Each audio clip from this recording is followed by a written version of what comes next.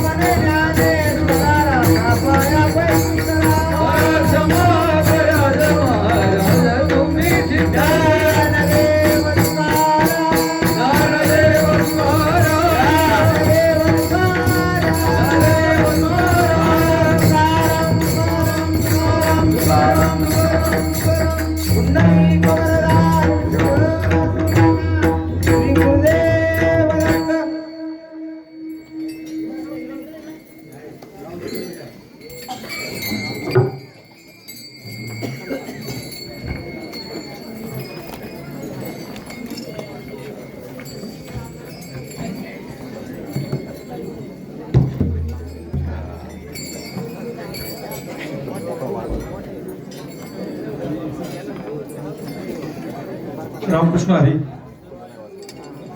दत्त जयंती निमित्त सुरू झालेला हा अखंड हरिनाम सप्ताह श्री गुरुदत्त सेवा मंडळ दत्तवाडी